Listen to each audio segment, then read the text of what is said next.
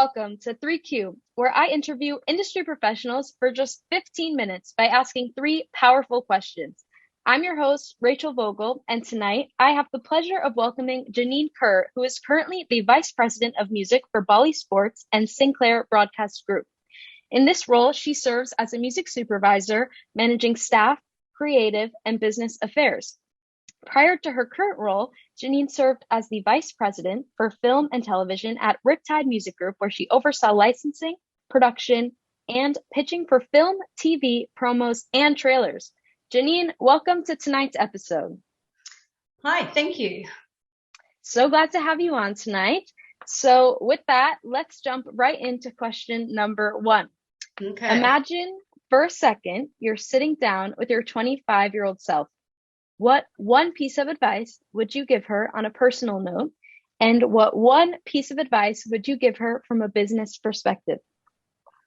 Well, personal, I'd probably just say buy Apple stock as soon as you can. That'd be good. That's helpful. But for business, I would just say, just don't take everything so seriously, and just do as much as you can and learn as much as you can. Mm-hmm. And just have fun.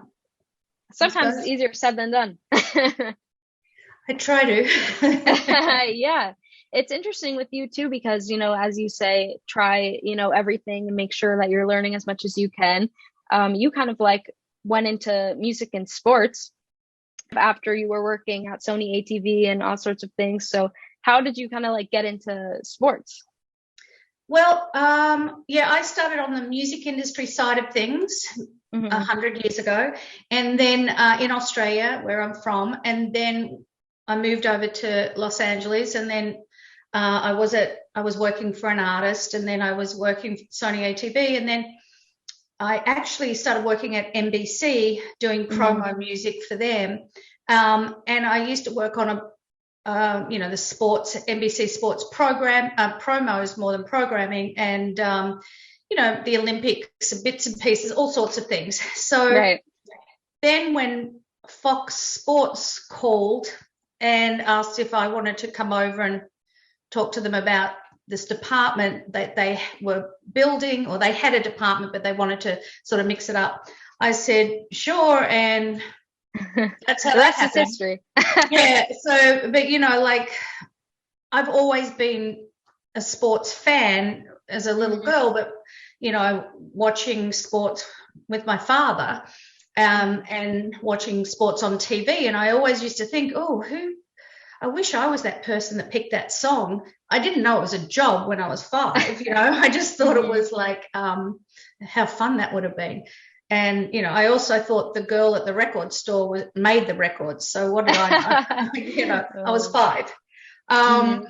But I think, coming to the US, learning a lot more about sports and TV production at Fox Sports, and then, leaving Fox Sports and going to Australia for a minute and then back. And then when Bally Sports started up, prior to it being called Bally Sports, there were people I used to work with, and my current boss, I used to work with him when I was at Fox Sports.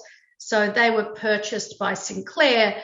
So it's a lot of the same people that I used to work with 5 years ago. And so it was great. So it's like working with friends again. Yeah, that's the best. Yeah. Awesome. That's great. Well, moving right along, let's dive into question number 2. Every industry has its dirty little secrets, and we both know it's no different in the music industry. And sometimes people think that's a bad thing, but that is not always the case. Sometimes they can be quite good. So what's one secret you would like to share with our listeners about the industry, whether in general or specifically related to music within sports? Well, I was thinking about the dirty little secret in music. The music industry, not necessarily sports and television. I haven't come across this, but in the music industry, it makes makes me crazy. It's like the music industry, people who work in the music industry forget sometimes that the people who write the songs and perform the songs and create the songs, it's their song. And if it wasn't for their song, you wouldn't have a job.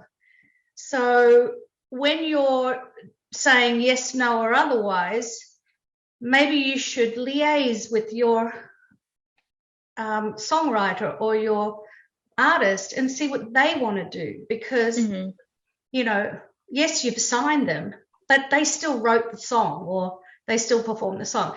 So that one has got me crazy over the years as to why people who work in at a music company are not necessarily thinking about that. All of a sudden they think it's their toothpaste to sell, you know? Right. So basically, I think people, when you're in the music industry, if this is going out to people who want to join the music industry, remember that that you didn't write the song, you didn't create the song.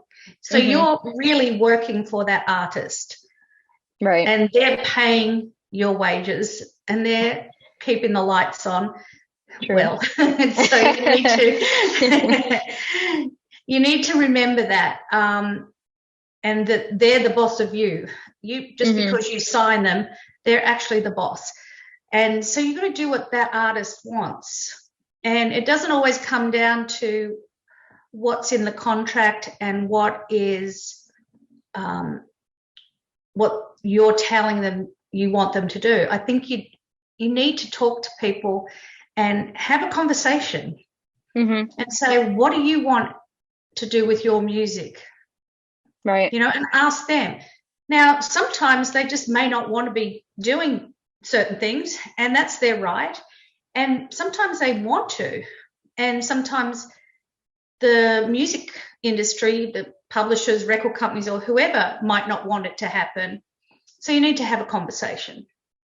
Definitely. Yeah. I think especially in this new age of the industry where there's so many independent artists and people are doing it all on their own, if the record labels and everybody is still looking to sign, which they definitely are, and they should be, I think that it's become even more important to listen to the artists and to really understand what they're looking for. So that's a great point. All right. Believe it or not, we have reached the third and final question. So let's get right into it. Throughout your career, I can only imagine you've been asked a lot of questions, whether for industry conferences, the media, or even a promotion. But throughout all those interviews and questions, I'll bet that there was one you have never been asked but would have liked to. So Janine, what is that question and what would have been the answer? This is the only question I didn't know what to answer. I'm like, that's a common theme. That's a common theme here. I honestly don't know. People have asked me crazy questions and I just say yes to the universe.